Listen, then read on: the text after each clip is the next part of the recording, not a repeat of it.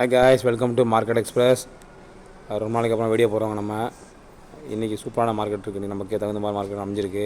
ஏன் அப்படின்னா, நம்ம ரொம்ப நாளாக எதிர்பார்த்த அந்த பால் கிடச்சிருக்கு. நமக்கு கிட்டத்தட்ட 23,500 போனால் சில ஸ்டாக்ஸ் வாங்குறதுக்கான ஆப்ஷன் நமக்கு கிடச்சிருக்கும். கண்டிப்பாக நீங்கள் எல்லாருமே பயன்படுத்தின்னு நினைக்கிறேன். ஏன்னா நம்ம பார்த்திங்கன்னா சில ஸ்டாக்ஸ் வாங்குறதுக்கான ஒரு ஸ்டெப் நம்ம எடுத்து வச்சுருக்கோம்.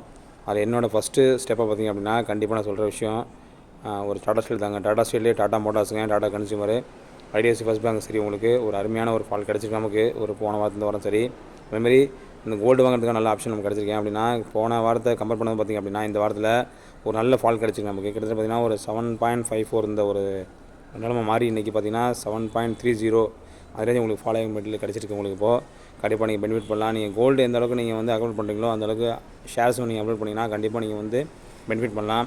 ஐடிசி நமக்கு சின்ன ஃபால் கிடச்சிருக்கேன். நம்ம போர்ட்ஃபோலியோவில் ஒரு 7% கொடுத்துட்ருக்குது. கிட்டத்தட்ட பார்த்திங்கன்னா அது நல்லா ஃபால் ஆகி உங்களுக்கு நல்ல ஒரு டெப்த்தில் இருக்குது. உங்களுக்கு மற்ற ஷேர்ஸ் கம்பேர் பண்ணது பார்த்திங்க அப்படின்னா ஐடிசி ஒரு எஃப்எம்சிசியும் சரி, மற்றபடி ஒரு சூப்பரான மார்க்கெட் கேப் வச்சுருக்காங்க. அதுமாதிரி மோத்திலால் ஓஸ்வால் பார்த்திங்கன்னா 100 நம்ம வச்சுருக்கோம். அதுவும் ஒரு டீசென்ட் ரிட்டர்ன் நம்ம கொடுத்துட்ருக்கேன். கிட்டத்தட்ட ஒரு 14% ரிட்டர்ன் கொடுத்துட்ருக்கு.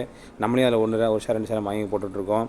ஏன்னா மொத்தமாக ஒரு ஷேர் இன்வெஸ்ட் பண்ணுறது பதில் நம்ம செப்பரேட் பண்ணி பண்ணோம் அப்படின்னா கண்டிப்பாக ஒரு நல்ல வாய்ப்பு கிடைக்குங்க.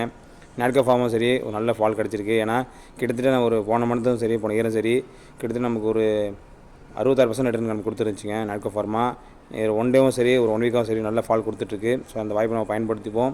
இன்னும் கொஞ்சம் ஸ்டாக் ப்ரைஸ் இறங்குற வாய்ப்புகள் இருக்குது. ஏன்னா ஒட்டுமொத்த நம்ம நிஃப்டி 50யும் ஓரளவுக்கு நல்ல ஃபால் போயிட்டு இருக்கனால கண்டிப்பாக நம்ம கன்சிடர் பண்ணலாங்க. அதை நான் ஒரு செபி அட்வைசர் கிடையாதுங்க.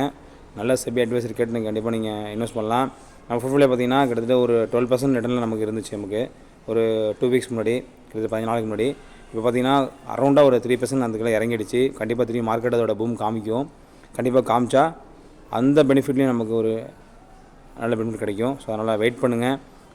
ஸ்டாக்கை விற்றுட்டு வெளில போயிடலாங்கிற எண்ணம் எல்லாருக்குமே வரும். எனக்கும் அந்த எண்ணம் இருந்துச்சு. அதெல்லாம் தட்டி கழிச்சிட்டு திரும்பி நம்ம மேலே வரும்னு சொல்லிட்டு திரும்பி பண்ணுவோம். எல்லா ஸ்டாக்ஸும் நீங்கள் அனலைஸ் பண்ணுங்கள். அனலைஸ் பண்ணி அதுக்கப்புறம் ஸ்டாக்ஸ் இன்வெஸ்ட் பண்ணுங்கள். ஏன்னா உங்கள் அனலைஸ் தான் பார்த்திங்கன்னா கண்டிப்பாக உங்களுக்கு பெட்டர் ரிசல்ட் கிடைக்கும். ஏன்னா இன்னொருத்தவங்களோட அட்வைஸ் நம்ம கேட்டு பண்ணும்போது அது சில டைமில் பாசிட்டிவாக இருக்கும், சில டைம் நெகட்டிவாக இருக்கும். ஸோ அதனால் உங்கள் அனலைஸ் பண்ணுங்கள், பண்ணி பார்த்து வாங்குறது உங்களுக்கு பெட்டராக இருக்கும். தேங்க்யூ மக்களே, தேங்க்யூ.